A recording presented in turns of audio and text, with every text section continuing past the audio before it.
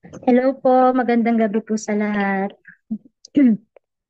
Sige po, bago po ako manalangin, punta po tayo sa Second Peter chapter 1 verse 3 hanggang 11 po. Basahin ko lang muna po.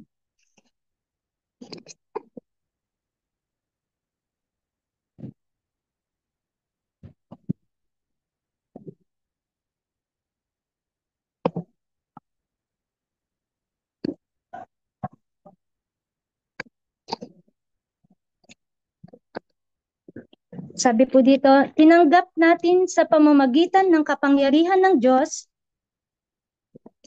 Wait lang po, nawala. Tinanggap natin sa pamamagitan ng kapangyarihan ng Diyos ang lahat ng bagay na magtuturo sa atin upang tayo'y mamuhay na makadiyos.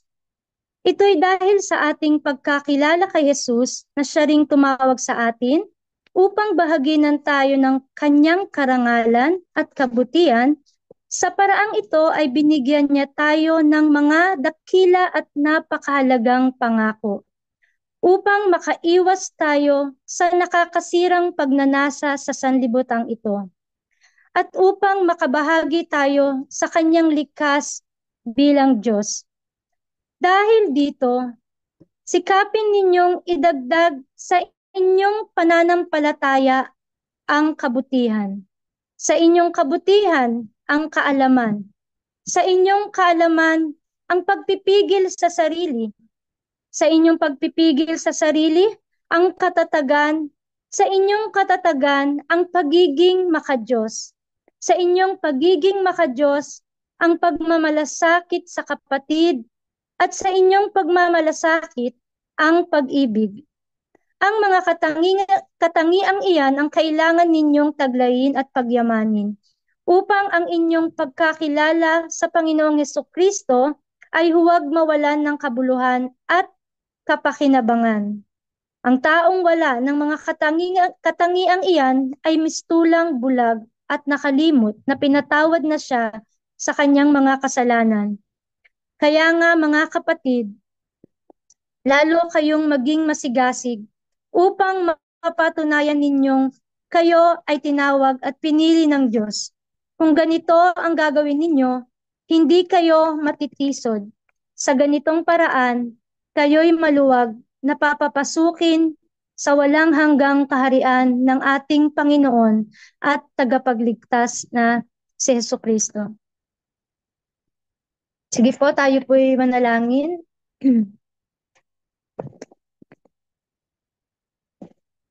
Amen. Lord, hallelujah, Lord Jesus.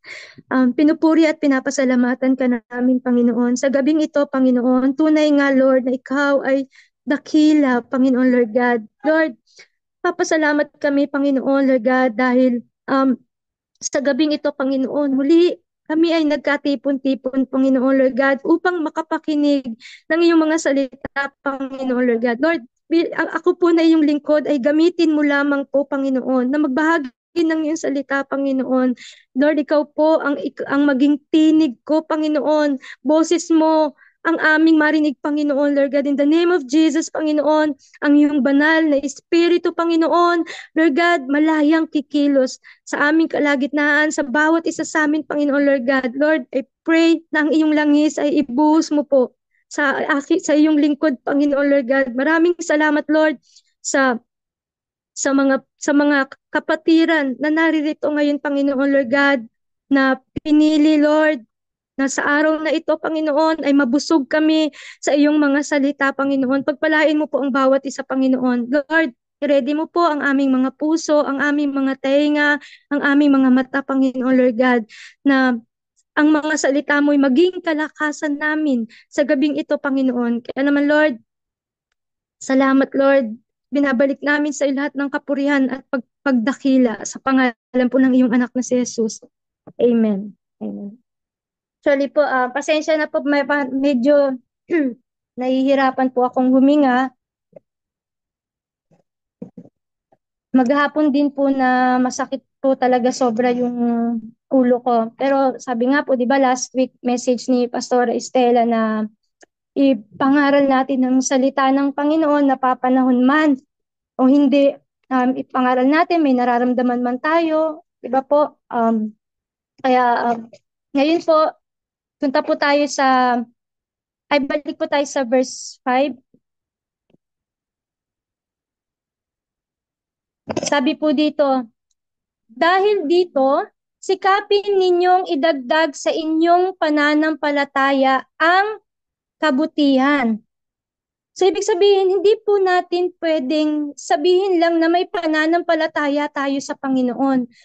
Kailan po nakikita sa ating buhay, yung pananampalataya natin, nakikita sa buhay natin na tayo ay may kabutihan. Bakit po? Dahil ang Diyos ay mabuti. Ang Diyos po ay banal. Amen po? Sabi po sa Ephesians 1 verse 4,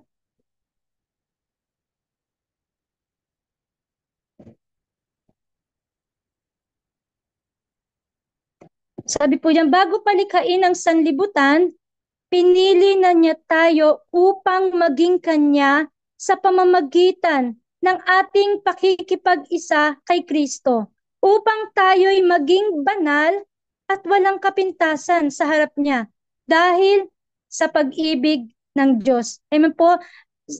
Sabi po dito, bago patlikhain ng sanlibutan, tayo po pinili na ng Panginoon. Amen po? Kung tunay na tayo po ay nakipag-isa na kay Kristo, di ba po, tayo po ay huhubugin niya upang maging banal at walang kapintasan sa harap niya. Amen po? Sabi po sa Ephesians 2:10,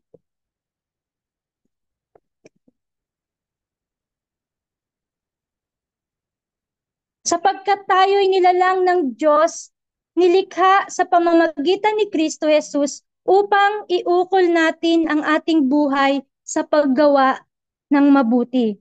Amen po? Kaya po tayo nilikha ng ating Panginoong Jesus upang iukol daw po natin yung buhay natin sa paggawa ng mabuti. Iyan ang layuning pinili ng Diyos para sa atin noong una pa man. No? Kaya kailangan bilang Kristiyano, nakikita po sa atin sa buhay natin yung kabutihan na nanggagaling sa Panginoon, kung paano tayo makitungo sa kapwa natin, kung paano natin sila pakisamahan, kung paano natin ipakita sa kanila yung pag-ibig natin, yung kabutihan na nagmumula sa ating Panginoon. Amen po. Punta po tayo sa Lucas chapter 1 verse 73.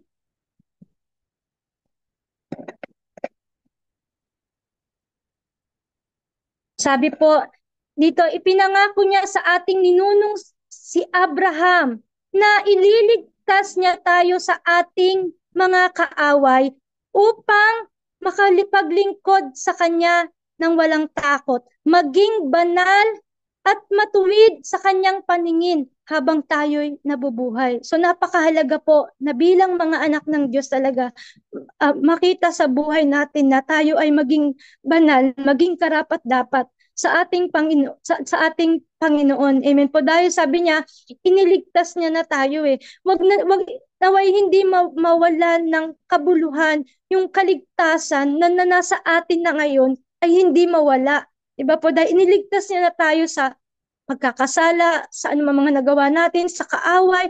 Diba? Niligtas tayo ng Panginoon upang tayo'y makapaglingkod sa Kanya ng walang takot. Amen po? Makakapaglingkod tayo sa Panginoon ng walang takot kasi kahit wala na tayong aasahan o ano pa man na ibang tao, di ba po? Pero meron tayong kasama. Di ba po? Ang Panginoon po laging nandiyan, lagi nating kasama ang ating Panginoon. Kaya nais niya na makapaglingkod tayo ng walang takot at maging banal, maging matuwid sa kanyang paningin habang tayo'y nabubuhay. So malayo-layo pa ang lalakbayin na natin, maaaring yung iba,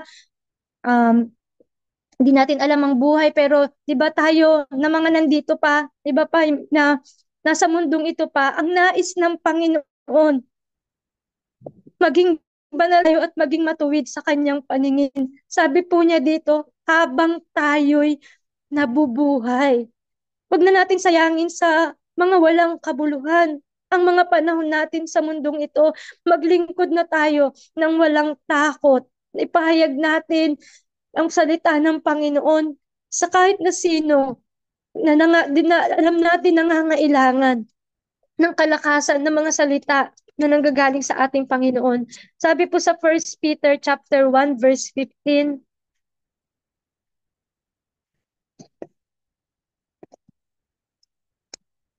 sabi po dito, dahil ang Diyos na pumili sa inyo ay banal, dapat din kayong magpakabanal sa lahat ng inyong ginagawa. So lahat ng desisyon, lahat ng ginagawa natin, sabi ng Panginoon, dapat tayo magpakabanal sa lahat ng ating ginagawa. At siyempre po dun, dahil di ba sinabi kanina sa 2 Peter chapter 1 verse 5 na sa kabutihan, sa ating kabutihan, kailangan idagdag din natin yung kaalaman. Amen po ba? Sabi po sa Proverbs 16:2, sa pananampalataya natin, idagdag natin ang kabutihan at sa kabutihan, idagdag natin ang kaalaman.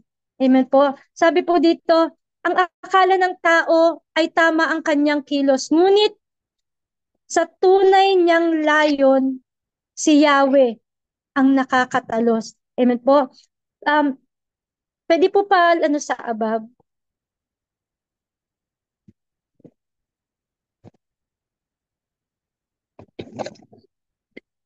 Sabi po, ang lahat ng mga lakad ng tao ay malinis sa sarili niyang mata.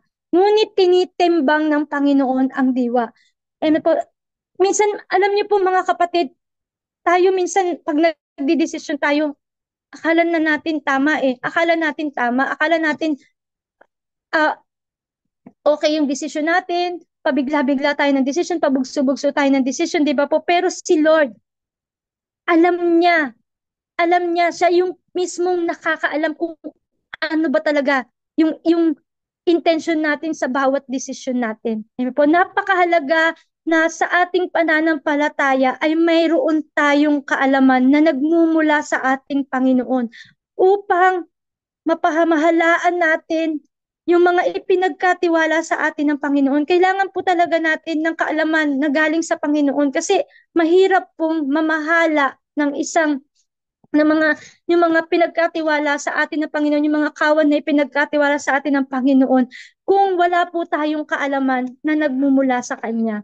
Sabi po sa 2 Chronicles chapter 1 verse 11,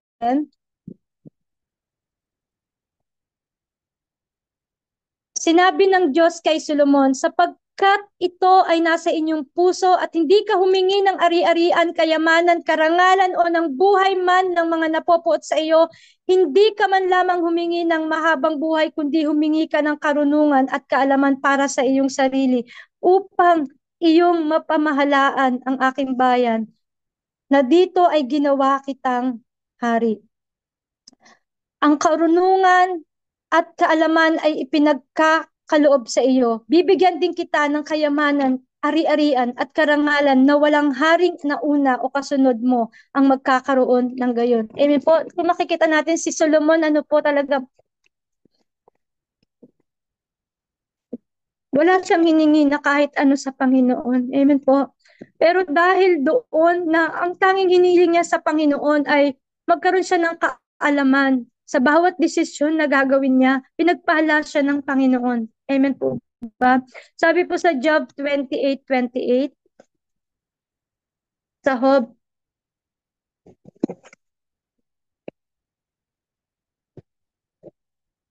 sabi po dito, sa RTPB po,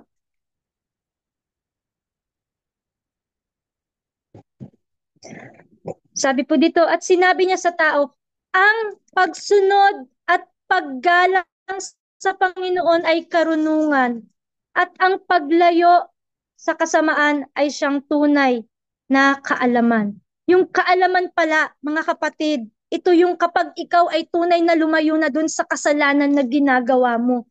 Amen po. Yun yung tunay na kaalaman na nagmula sa Panginoon. Amen po. Masasabi na isa ka pa ring mangmang kung ikaw ay nagpapatuloy pa rin dun sa mga kasalanan na ginagawa mo, o nagpapatuloy ka pa rin na sumuway sa mga utos ng Panginoon, o nagpapatuloy ka pa rin na gawin yung sarili mong kalooban, hindi ang kalooban ng Panginoon. Wala kang kaalaman na nagmumula sa Panginoon. Kahit na sinasabi mo na nananampalataya ka sa Panginoon, pero hindi ka pa rin lumalayo. Palagi ka pa rin sumusuway sa Panginoon, hindi ka lumalayo dun sa mga kasalanan na nagagawa mo. Sabi po sa Proverbs 2 verse 3,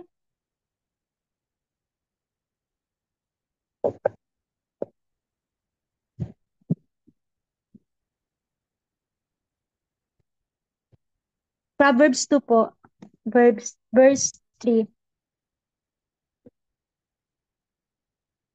Sabi po dito, pagsikapan mong hanapin ang tunay na kaalaman, pangunaway pilitin mong makita at masumpungan.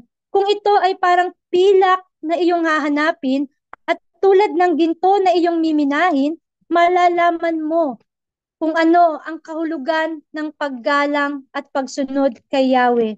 At matatamo ang kaalaman tungkol sa Diyos. Sapagkat si Yahweh ang nagkaloob ng karunungan, sa bibig niya ang kaalaman at unaway bumubukal. Bibigyan niya ng unawa ang matuwid, ang pamumuhay, at ang taong matapat ay kanyang iingatan. Binabantayan niya ang daan ng katarungan at ang lakad ng lingkod niya'y kanyang sinusubaybayan. Kaya nga, iyong mauunawaan na ang katuwiran at katarungan at iyong susundan ang landas ng kabutihan. Lalawak ang karunungang matatanim sa isipan, madadama ang kasiyahang dulot nitong kaalaman. Ang natamong kaalaman sa iyo'y mag-iingat. Amen po, ang tatamong kaalaman sa iyo'y mag-iingat at ang unaway maglilihis sa likulikong landas.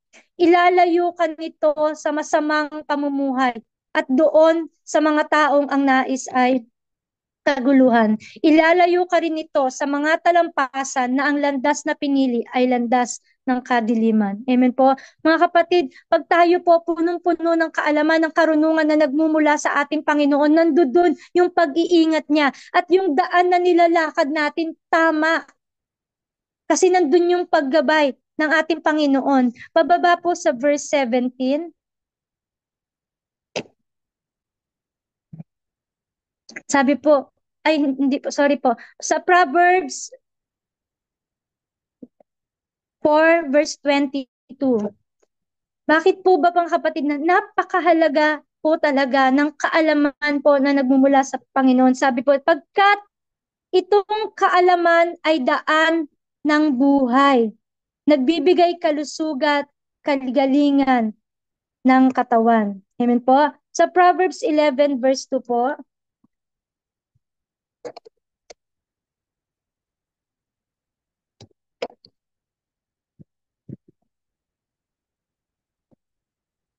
ay hindi, 11 po yan.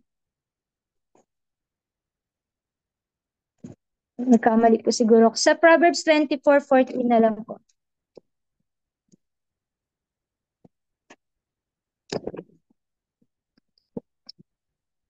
Ang karunungan naman ay mabuti sa kaluluwa, kaya hanapin mo ang kaalaman at magkakaroon ka ng magandang kinabukasan. Amen po. So, mga kapatid, lagi po natin hilingin sa ating Panginoon na lagi tayo magkaroon ng kaalaman sa bawat desisyon natin sa buhay, sa bawat ginagawa natin. Kailangan lagi po tayong dumidepende po sa ating Panginoon. Doon po sa sinasabi na, di ba po, kanina sabi, sa pananampalataya natin, idagdag natin yung kabutihan at idagdag din natin yung kaalaman. At sa atin namang kaalaman ay idagdag naman din po natin ang pagpipigil. Amen po. Punta po tayo sa Proverbs 17:27.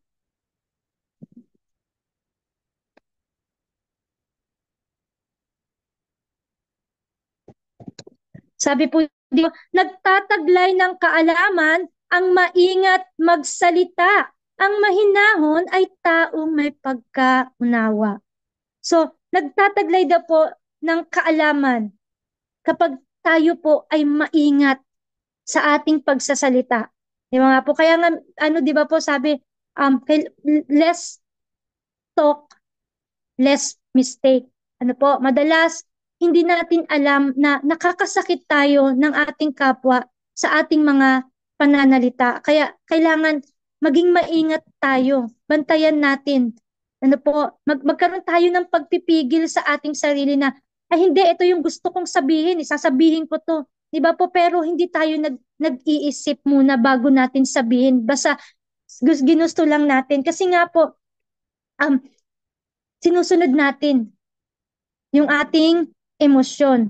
Di ba po? Bantayan po natin yung ating emosyon at maging mapagpigil po tayo. Punta po tayo sa Proverbs 25:28.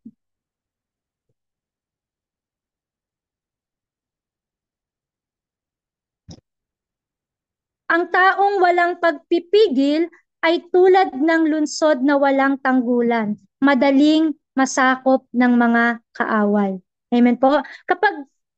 Kapag po tayo wala tayong pagpipigil, ang dali-dali pong makapenetrate ng kaaway sa ating buhay. Kasi nga, yung damdamin natin yan, ginagamit ng kaaway yan eh. Yung damdamin, binigyan tayo ng damdamin ng Panginoon ng emosyon. Pero lagi po natin tatandaan na yung ating nararamdaman, hindi laging maaasahan.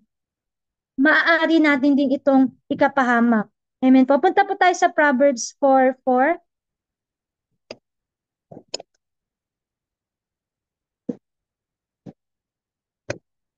Sabi po dito, itinuro niya sa akin at kanyang sinabi, sa aking mga aral, buong puso kang manangan. Sundin mo ang aking utos at ikaw ay mabubuhay. Wait lang po, nagkamali yata ako.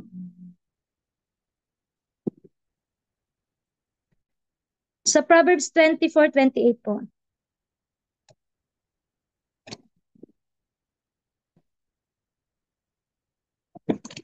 4 ba yun? Wait lang po ah.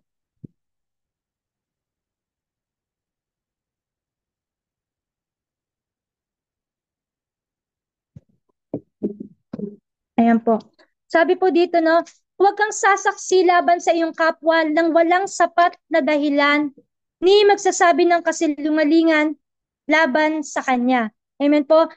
Minsan mga kapatid, alam niyo po, dahil sa emosyon natin, di ba, nakakachismis na tayo.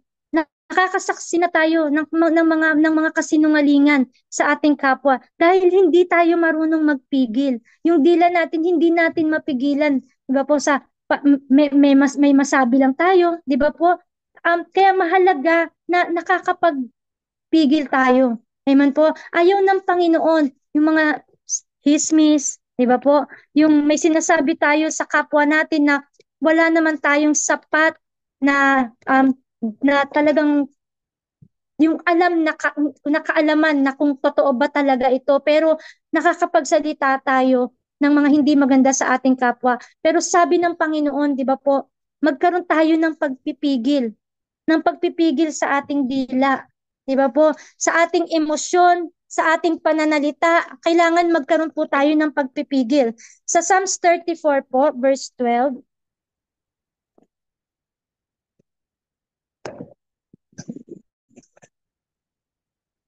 sabi po dyan, no, sinong may gusto ng mahabang buhay? Sinong may nais ng masaganang buhay? Diba po? Dila mo'y pigilan sa paghabi ng kasamaan. Mabuti ang gawit, masamay layuan. Pagsikapang kamtin ang kapayapaan. So sinasabi dito, no, na yung talaga yung ating dila, pigilan po natin. Diba po? Dahil minsan po madaling mag-sorry sa kapwa natin. Pero yung yung dinulot na sakit noon, hindi natin alam kung kailan maghihilom, 'di ba po? Kaya nga tinuturuan tayo ng Panginoon na bilang isang mga mananampalataya ay mayroon tayong pagpipigil sa ating mga dila. Amen po. Dahil ang puso din natin, 'di ba po? Maaaring malinlang tayo ng ating puso. Sabi po sa Jeremiah 17:9,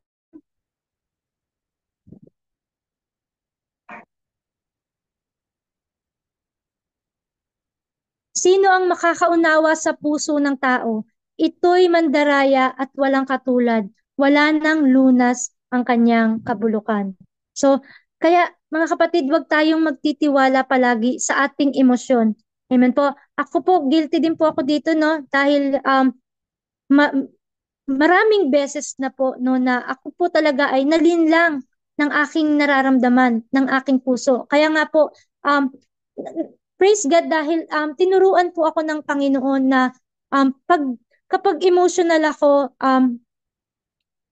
tumatahimik po ako, tatahimik muna po ako, nag-iisip ako, ay, andun yung pag naranasan na po natin kasi no, na nakapag-desisyon tayo ng mga mali dahil sa ating emosyon, may mga matututunan din naman tayo. At purihin ng Panginoon dahil doon talagang hinubog ako ng Panginoon dahil maraming beses na ako ay tinira po ng kaaway sa aking emosyon. Pero sabi ng Panginoon, nalilin lang din tayo ng ating mga puso. Diba po? Punta po tayo sa Mateo 15:19.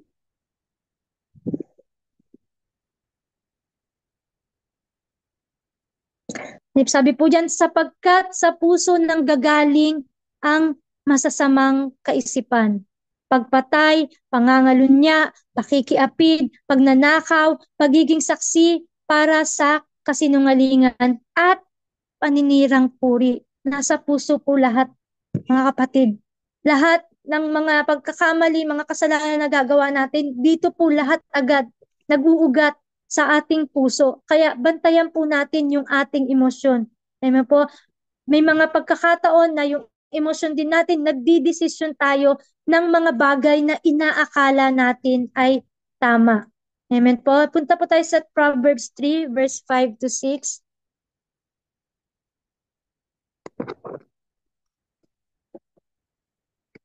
Sabi po dyan, kayawe ka magtiwala, buong puso at lubusan. Huwag kang mananangan sa sariling karunungan. Sa lahat ng iyong gawain, siyang ay alalahanin upang ikay patnubayan sa iyong mga tatahakin. Amen po. So, mga kapatid, pag tayo emotional or may hindi tayo meron tayong nararamdaman na hindi maganda sa ating mga emosyon, po, magtiwala tayo sa Panginoon. Ipagkatiwala natin sa Panginoon ano man yung sitwasyon natin. Huwag tayong magpapadalos-dalos sa ating mga desisyon. Amen po ba? Di ba po si Jesus din po, nakaranas din siya ng yung emotion niya dun sa Garden of Gethsemane. Di ba po? Punta po tayo sa Mateo chapter 26.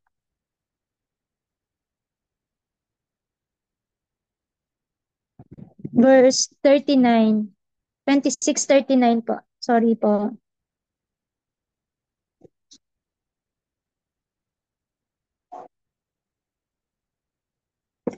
Sabi po diyan, lumayo siya ng kaunti at nagparitaya pa siya at nanalangin. Ama ko, kung maaari po, ilalyo ninyo sa akin ang kopang ito ng paghihirap. Ngunit hindi po ang kalooban ko, kundi ang kalooban ninyo ang mangyari. Iba po si Jesus, nakaramdam din siya ng matinding kalungkutan. Di ba po? Pero ano po yung ginawa ni Jesus? Pinili niyang magpasakop sa kalooban ng Ama. Amen po. Kapag tayo po dumadaan tayo sa sitwasyon na parang hindi na natin kaya, nasaktan tayo, um, hindi natin paano mawala pagsubok na puro pasakit ang ating naramdaman. Di ba po? Piliin natin na lapit pa rin sa ating Panginoon. Diba po? Kasi ganun yung ginawa din ni Jesus. Sakop siya sa kalooban ng Panginoon. Hindi yung sariling pasya natin. Diba po? Madalas po, pansinin niyo mga kapatid, pag tayo po emotional talaga, hindi tayo nakakapag-desisyon ng tama. Kaya pag tayo po emotional, ibigay po rin natin na ang kalooban niya ang mangyari at hindi ang kalooban natin. Amen po. Upang hindi tayo mali sa desisyon na ating gagawin. Dahil si Lord yung siyang maggagabay sa atin. Dahil mas maganda yung plano niya. Mas maganda yung plano ng Panginoon kesa sa plano natin. Sorry po, wait lang po.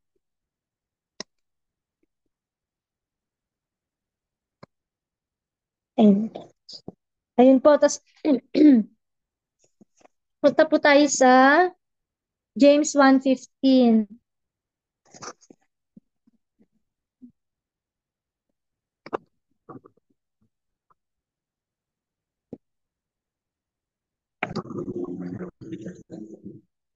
Ay, sorry po.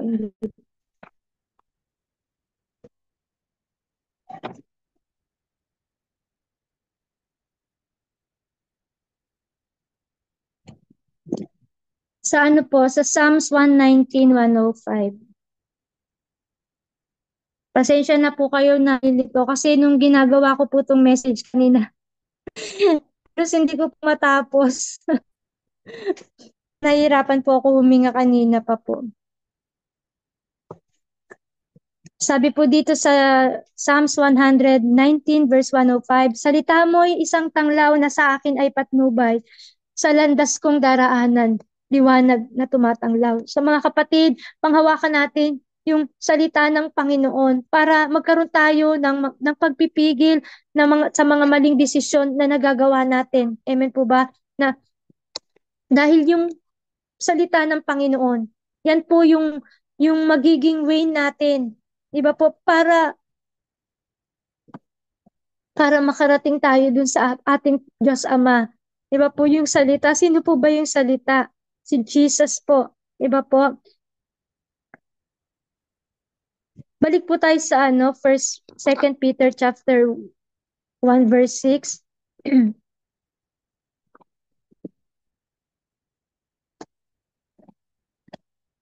Ayan. Sabi po dito, no, sa inyong kaalaman ng pagpipigil sa sarili, so nasabi na po natin yon yung pagpipigil sa sarili. Sa inyong pagpipigil sa sarili naman po ay ang katatagan. Amen po. Nais ng Panginoon na tayo ay maging matatag sa ating pananampalataya. Idagdag natin sa pananampalataya natin na tayo ay maging matatag. Punta po tayo sa Psalms 112 verse 7 sa above po.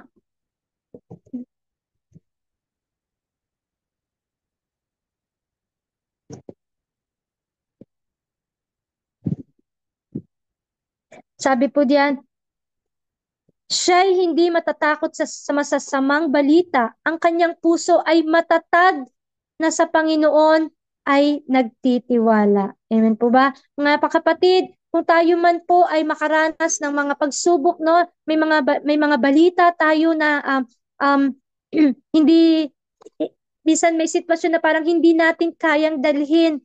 'Di ba? May nalaman tayo, 'di ba? Siniraan ka ng kapwa mo, nalaman mo na halos i-down ka na ng ibang tao, 'di ba? Pero sabi dito, hindi ka matatakot. Ano man yung mga nakakarating sa iyo ng mga balita, ano man yung mga nakakarating sa iyo na hindi mga magandang salita, 'di ba po? Hindi ka na makatatakot dahil yung puso mo pinatatag na ng Panginoon. Yung puso mo na yan na pinatatag ng Panginoon ay 100% na sa Panginoon. Amen po. Sa Psalms 119, 165 po. Sa RTP po.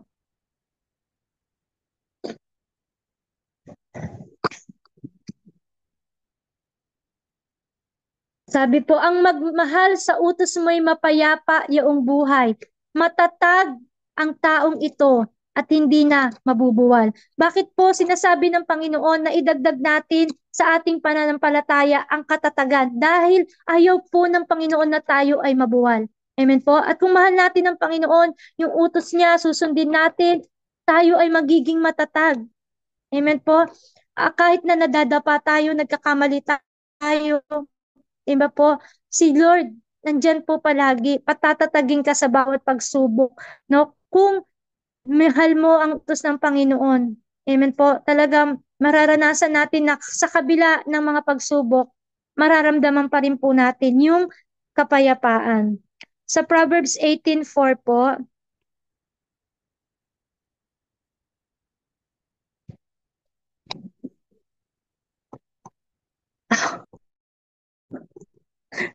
wait lang po. Ay, 14 po. Sorry. Masalamin na po ako pero nahirapan pa akong basahin po yung notes ko. Sabi po, ang matatag na kalooban ay mabuti sa tao. Ngunit kung mahina ang loob, ano ang mangyayari dito? Di ba po? Makikita nyo po dun sa tao, kapag mahina ang loob, mababakas nyo yung kalungkutan sa kanyang muka, yung pagdurusa sa kanya. Pero pag ang tao, di ba, matatag, ang kalooban ay mabuti. Mabuti daw po sa kalooban natin yung katatagan. Di ba po? Kahit may mga pagsubok, ano man po yung mga pagsubok na dumarating sa atin, makikita nila na malakas tayo, makikita nila kung paano tayo nananampalataya, makikita nila kung paano tayo kumakapit sa ating Panginoon. Sa 1 Timothy chapter 4 verse 8 naman po. So sinabi po 'di ba dito sa 2 Peter na ako na lang po yung pupunta no sa 2 Peter. Wait lang po.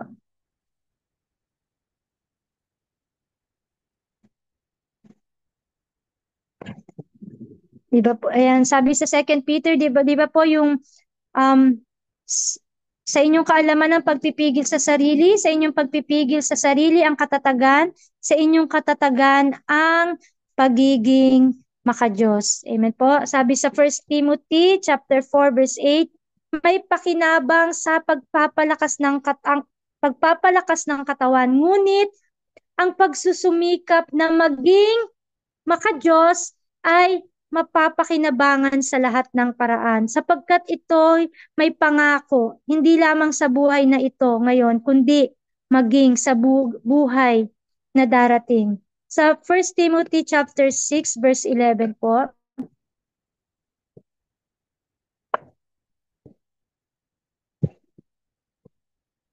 sabi po dito, ngunit ikaw na lingkod ng Diyos, umiwas ka sa mga bagay na ito, sikapin mong mamuhay ng matuwid, makadiyos, may pananampalataya, pag-ibig, pagtitiis, at kainahunan. Ano po yung sinasabi dito na iwasan natin? Di ba po binanggit dyan yung pagyayabang, panunuligsa, pakikipagdebate, inggitan, alitan, kutsaan, pagbibintang, at yung pag-ibig sa salapi. No, umiwas daw po tayo dito. Sikapin natin na mamuhay ng matuwid, makadiyos, may pananampalataya, pag-ibig, pagtitiis, at kahinahunan. At dun po sa ating pananampalataya, idagdag din daw po natin sa ating pagiging makadiyos ang pagmamalasakit. Sabi po sa Proverbs 27 verse 18,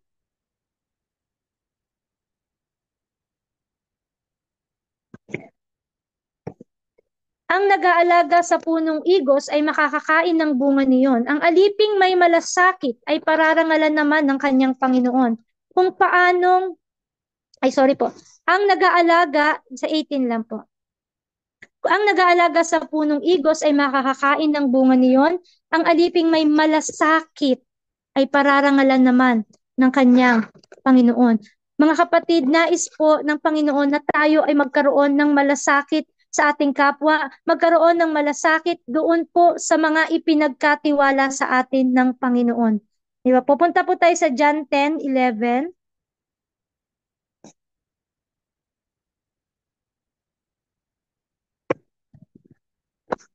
11 po.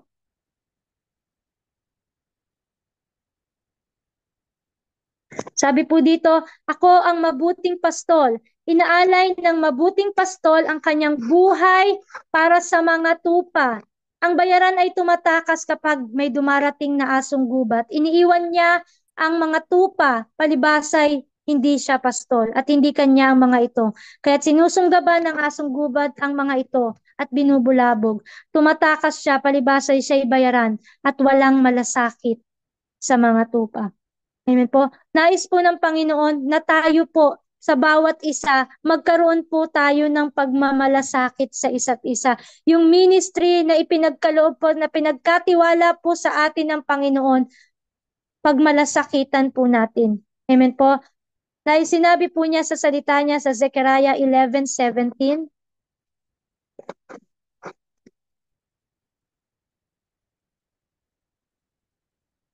kawawa ang pastol na walang kabuluhan at nagpapabaya sa kawan. No? Kung tayo po walang malasakit, pabaya, kawawa daw po ang pastol na walang kabuluhan at nagpapabaya sa kawan. Isang tabak ang tatama sa kanyang kamay at kanang mata. Ang kamay niya ay mawawala ng lakas at mabubulag ang kanyang mata. Sa tingin ko po, ito po, hindi po ito yung physical na mabubulag yung mata, yung kanang mata, mawawala ng lakas. Diba po? Spiritually, diba po? Kung ikaw ay isang pabayang pastol, mawawala na walang kabuluhan. Yung pinababayaan mo kung ano yung pinagkatiwala sa iyo ng Panginoon na kawan. Diba po? Spiritually, maaring mabulag ka na sa katotohanan. Amen po. Punta po tayo sa James 2:8 dahil sinabi po ng Panginoon no sa ating pananampalataya, sa ating pagmamalasakit ay kailangan din po nandun po ang pag-ibig. Dahil sabi po dito, idagdag po natin sa ating pananampalataya ang pag-ibig. Mabuti ang inyong ginagawa kung tinutupad ninyo ang utos sa kaharian ng Diyos. Ayon sa kasulatan, ibigin mo ang iyong kapwa gaya ng pag-ibig mo sa iyong sarili. Kung may pag-ibig ka, sino po ba ang pag-ibig? Di ba po ba ang ating Panginoong Jesus? So, ibigin po natin kung paano po natin minamahal ang Panginoon. Ibigin mo rin ang kapwa mo kung paano mo minamahal ang iyong sarili. Di ba po, tayo ayaw natin nasasaktan natin yung ating sarili. So, dapat po, ganun din po. Umiiwas tayo na makasakit din po ng ating kapwa. Sabi po sa 2 John chapter 1 verse 6, last verse po. Ito ang kahulugan ng pag-ibig na binanggit ko. Mamuhay tayo ng ayon sa mga kalooban ng Diyos. Ito ang utos na ibinigay sa inyo noong panguna. Mamuhay kayo sa diwa ng pag-ibig. Sige po, balik po pala tayo sa 2 Peter chapter 1 verse 8.